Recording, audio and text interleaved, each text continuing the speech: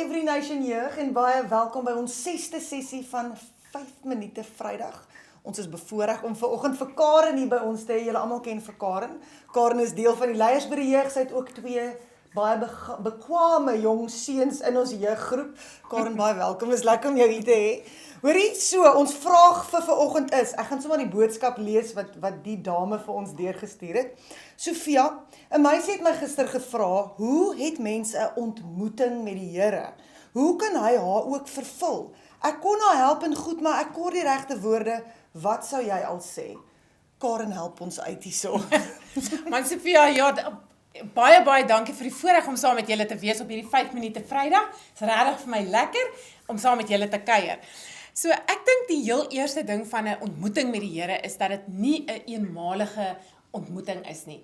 Die dag wanneer ons harte vir die Here gee, is eintlik die dag wat ons sê, ons gaan die Here pursue, en dit raak 'n deel van ons lewe. Ja. En is ook, dat ons regtig waar nie, nodig het om die manifestasies van God na te jaag nie, dat ons regtig waar net gaan om 'n encounter met God te hê. Ja. Ek wil graag vir julle lees uit Handelinge 17 vers 27. God het hulle gemaak om hom te soek. Al sou hulle ook moes rondtas om hom te vind.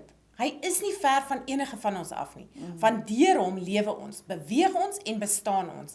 En dit is wat vir my so mooi is. God het ons gemaak om hom te soek. Ons is nooit ver van hom af nie. Hy is deel van ons.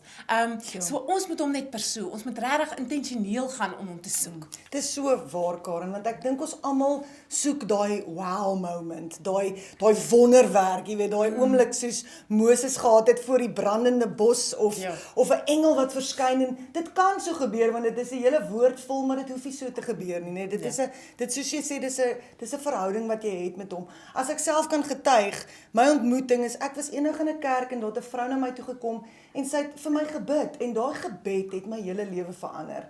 Ek het die liefde van die Vader ervaar in my hart, en my lewe het verander daarna, en dit is 'n ontmoeting. Dit is wat so lekker is, julle. God is by ons die hele tyd.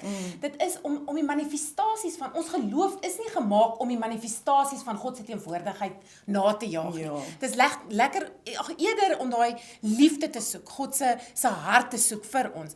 In Kolossense 3 vers 2 tot 3 staan daar: rig julle gedagtes op die dinge wat daarbo is, nie op die dinge wat op die aarde is nie, want julle het gesterwe en julle lewe is saam met Christus verborge in God.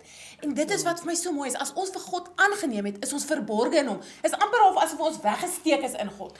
So as iemand vir jou sien as kind van God, sien hulle eers vir God raak.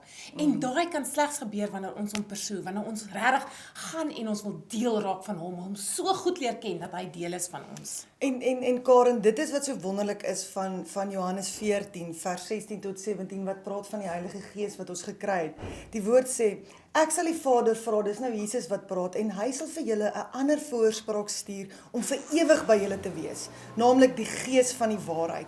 Die wêreld kan hom nie ontvang nie, omdat hulle hom nie sien nie en hom nie ken nie, maar julle ken hom, omdat hy by julle bly en in julle sal wees. Ja, en daai is, ons kan God kan slegs 'n realiteit raak wanneer hy in ons is, wanneer hy deel van ons is, en wanneer ons regtig waarlik in verhouding met hom staan. Julle, dit is so vinnig om deel te raak van die wêreldse dinge. Ek dink sommer net hoe maklik ek series kyk. Julle, ek kan ure sit en 'n series kyk. As ek kyk na my 2 tienerseuns, besef ek, hulle kan ure voor 'n game sit en net game speel. En dan as hulle nie die game speel nie, soveel, dan kyk hulle YouTube om te sien hoe om die game beter te speel. So, jy weet, dis crazy, maar dan dink ek, dit is die wêreldse invloed. Hoeveel te meer moet ons nie intentioneel gaan om God te soek nie, intentioneel gaan om ontmoetings met God te hê nie. My beste ontmoetings, my regtig mees amazingste ontmoetings is wanneer ek my deur toemaak, wanneer ek my worship musiek aansit, en wanneer ek net die tyd aan God afstaan. Ek praat nie, ek vra vir niks nie, ek absoluut fokus 100% in nederigheid en in afhanklikheid net aan God, en ek soek hom. En daai tyd staan ek net aan God af. Ja, en dit kom alles net weer eens daarop neer, is dat ons moet tyd met die Here spandeer, en hoe meer tyd ons met hom gaan hê, hoe meer gaan ons hom ontmoet. Nee, elke vraag eintlik die afgelope tyd het daarop neergekom, word intiem met die Vader, lees die woord, spandeer tyd in gebed. Ja. Psalm 1, as ek net vir julle daar kan lees, Psalm 1 vers 1 tot 2. Dit gaan goed met die mens wat nie die raad van die goddeloses volg nie, nie met sondaars omgaan en met ligsinniges saamgaan nie, maar wat in die woord van die Here sy vreugde vind, dit dag en nag oordink. En daar het julle dit.